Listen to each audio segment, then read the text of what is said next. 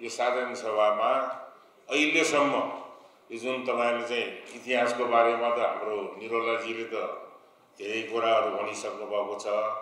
20 सालदेखि सुरु भयो, त्यसपछि आएर 46 मा नाम परिवर्तन भयो, फेरि आएर 69 मा चाहिँ अहिलेको यो वर्तमान यो राष्ट्रिय आवास कम्पनीमा यो चाहिँ नामाङ्करण भएको भन्ने कुरा हामीले चाहिँ सुन्यौं।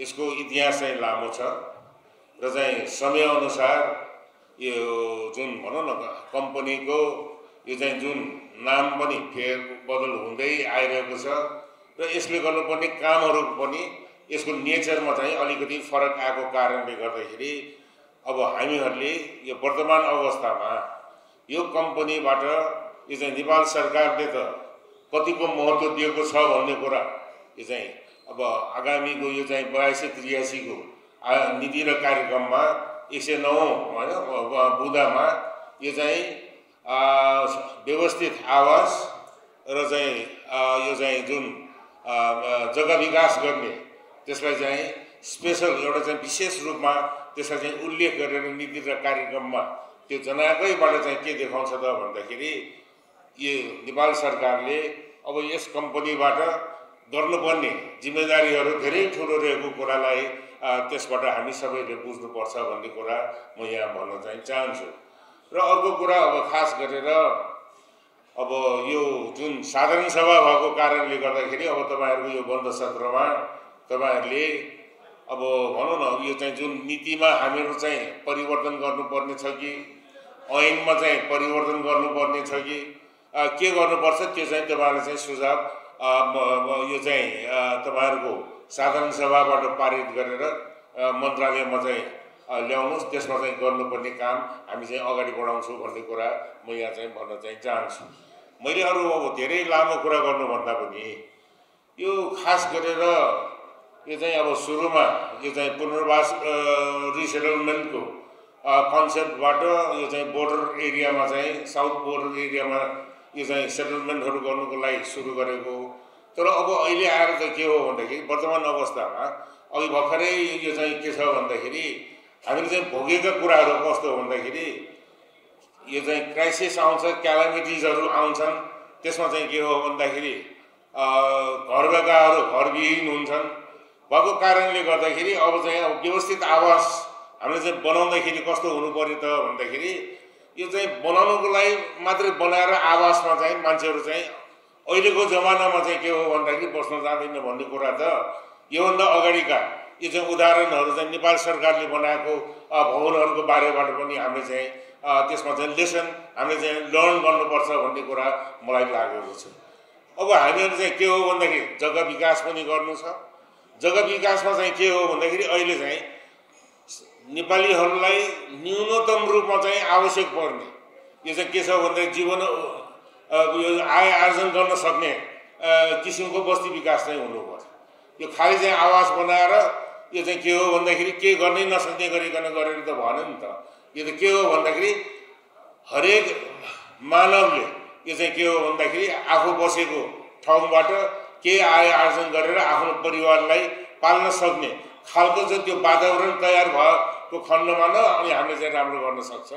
र अर्को कुरा के हो भन्दाखेरि अर्को एउटा कुरा मलाई चाहिँ कस्तो लाग्छ भन्दाखेरि जुन जुन ठाउँमा चाहिँ जुन जिल्लामा हामीले चाहिँ यो आवासहरू बनाउँछौं त्यहाँको क्लाइमेट अनुसारको चाहिँ के हो भन्दाखेरि यो बिल्डिङ मेटेरियल्सहरू पनि के हो भन्दा हाम्रो चाहिँ परापूर्व कालदेखि यो चाहिँ प्रयोग हुँदै आइरहेको त्यो स्थानीय ठाउँमा त्यस्तो चाहिँ यो चाहिँ के हो सामग्रीहरूलाई चाहिँ हामीले चाहिँ युज गरेर त्यसलाई चाहिँ घरहरू बनाउँदाखेरि क्लाइमेट वाइज पनि राम्रो हुने भएको कारणले गर्दाखेरि खाली सजिलोको लागि यो चाहिँ खाली सिमेन्टै हुनुपर्ने, सिमेन्टबाटै आयरन रोडबाटै सबै गर्नुपर्ने भन्ने चाहिँ कन्सेप्टलाई चाहिँ छोडेर यो चाहिँ के हो भन्दै त्यो ठाउँको यो चाहिँ मौसमलाई पनि ख्याल गर्नु पर्यो र चाहिँ त्यो स्थानीय मेटेरियल्सहरू जे छ त्यसले हामीले चाहिँ सदुपयोग गर्न पायो भने त्यसले चाहिँ राम्रो गर्छ र त्यतातिर पनि हाम्रो चाहिँ ध्यान चाहिँ जानु जरुरत छ भन्ने मलाई लागेको छ। अब ल्यान्ड डेभलपमेन्टमा त के हो भन्दाखेरि मैले अघि पनि भनिसकेको छु, ल्यान्ड डेभलप गर्दाखेरि अब हामीहरूले बस्ती विकास गर्दाखेरि यो चाहिँ कस्तो भन्दाखेरि सेटलमेन्ट्सहरू चाहिँ डेभलप गर्दाखेरि यो चाहिँ कम्युनिटीमा चाहिँ चाहिने यो चाहिँ न्यूनतम रूपमा चाहिँ चाहिने के हो त्यो चाहिँ के हो भन्दाखेरि त्यो ल्यान्ड डेभलप गर्दाखेरि त्यो प्रोभिजनलाई राखेर हामीले चाहिँ जग्गा विकास गर्यो भने चाहिँ राम्रो हुन्छ भन्ने मलाई लागेको छ। र म खास गरेर तपाईहरुको यो जुन 17औं यो चाहिँ वार्षिक साधारण सभाको पूर्ण सफलताको कामना गर्न चाहन्छु। र चाहिँ मुख्य कुरा के हो भन्दाखेरि पिपुलले जनताले चाहिँ धेरै एक्सपेक्ट गरेको छ।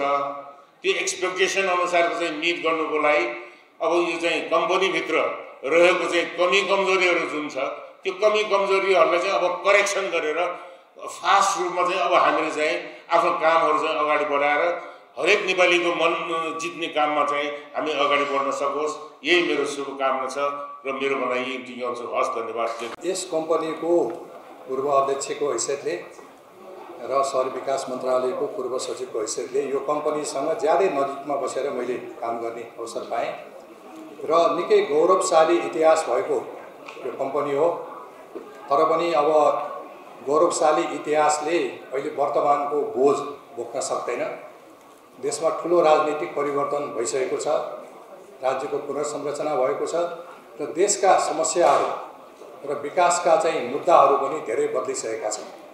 त्यसले गर्दाखेरि यो कम्पनीले अब परम्परागत सोचबाट अलि पर हटेर अलि माथि उठेर र आफ्नो विगतको चाहिँ जुन विरासतलाई सम्झिँदै अहिले वर्तमानका चुनौतीहरूको चाहिँ सामना गर्न सक्ने हिसाबले आफ्नो कार्यनीति आफ्नो रणनीति बनाउनु पर्ने हुन्छ।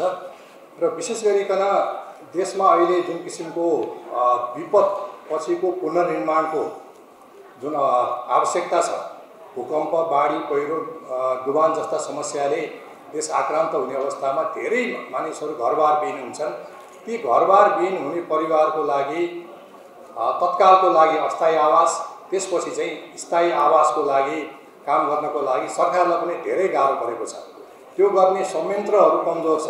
हाम्रो चाहिँ धेरै किसिमका हाम्रा नीतिहरूले हामीलाई अप्ठ्यारो पारेको अवस्थामा यो कम्पनीले अगाडि सरेर विपद पछिको पुनर्निर्माणमा आफूलाई अगाडि उभ्याउनुपर्छ र त्यो एउटा अहिलेको समयको आवश्यकता पनि हो।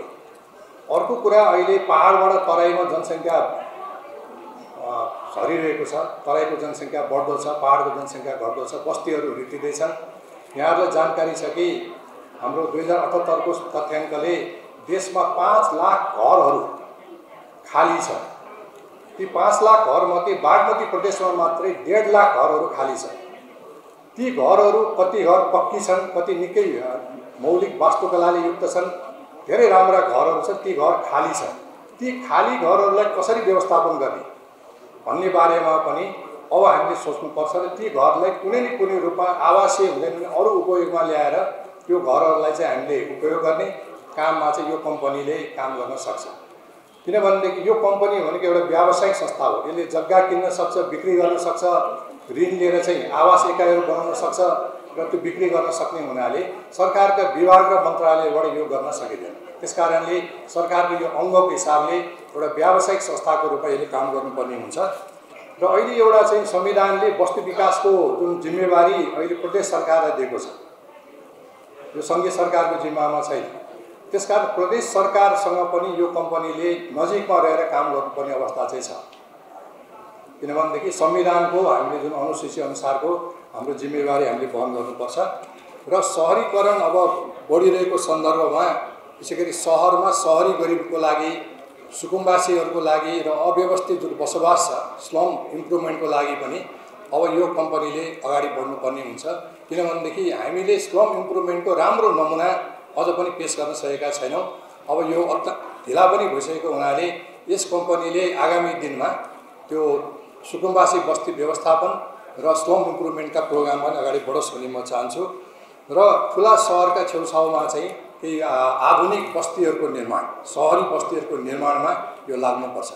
एउटा घडेरी बिक्री गर्ने अथवा एउटा चाहिँ सानो घर बनाएर दिने मात्रै होइन कि अब हामी बस्तीको निर्माण, बस्तीको विकासतिर लाग्नुपर्छ। अहिले भूकम्प पछिको पुनर्निर्माणमा हाम्रा धेरै एकीकृत बस्तीहरू जुन निर्माण भए, ती एकीकृत बस्तीमा हाम्रो चाहिँ मानिसहरू बस्न चाहेका छैनन्।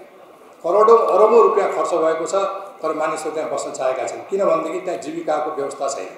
त्यसले गर्दाखेरि यो जीविका सहितको सुविधा सम्पन्न बस्ती निर्माण गर्नको अहिलेको आवश्यकता भएको हुनाले त्यो गर्ने सरकारको अङ्गको रूपमा यो कम्पनी अगाडि बढोस् भन्ने म चाहन्छु। र अन्त्यमा यो 17औं साधारण सभामा म सम्पूर्ण कम्पनी परिवारलाई हार्दिक शुभकामना दिन चाहन्छु। यो कम्पनी फलोस् फुलोस् र अहिले महाप्रबन्धकजीको जोसिलो जुन भाषण सुन्दाखेरि पक्कै पनि यो कम्पनीले अलिकति ऊर्जा प्राप्त गरे जस्तो मलाई फिल हुन्छ। यो अगाडि बढोस् भन्ने शुभकामना दिँदै म आफ्नो मन्तव्य टुङ्ग्याउँछु। धन्यवाद।